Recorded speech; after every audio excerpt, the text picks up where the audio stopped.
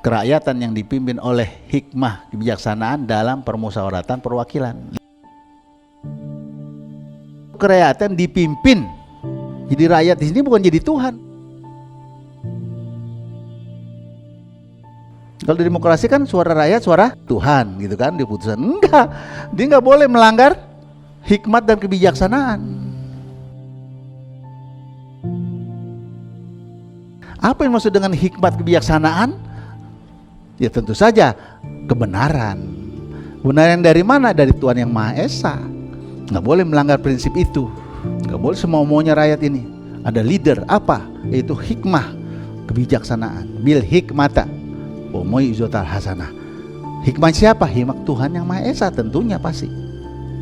Berarti rakyat nggak jadi Tuhan di sini. Dia dibatasi. Dia diberikan hak dalam permusyawaratan perwakilan, wasawirhum fil amri, bermusyawarah dalam berbagai urusan, tapi dia dikendalikan oleh al hikmah dan kebijaksanaan. Masalahnya sekarang bagaimana memilih dewan itu? Apakah sisi multi partai? Nah, masalah.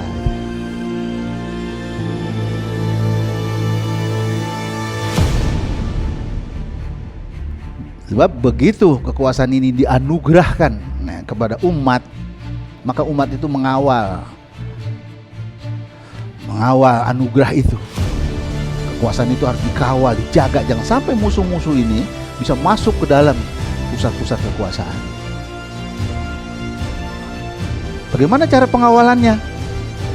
Tentu saja bukan mendirikan partai politik yang bebas seperti itu.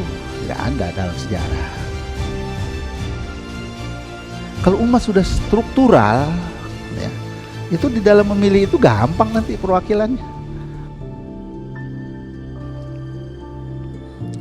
Jadi sistem di mana wakil-wakil dari umat ini memilih pimpinan dalam dewan perwakilan nggak langsung, dalam permusyawaratan perwakilan. Nggak perlu ada pemilu yang semua rakyat milih bupati semua milih. Nggak perlu cara-cara seperti itu. Itu bisa nanti money politik, orang yang berduit yang kepilih. Yang benar itu harus dapat rekomen dari presiden, karena dia kan mau melaksanakan program. Orang presiden punya otoritas, nggak perlu nanya, dia ngambil kesimpulan, dia yang bertanggung jawab.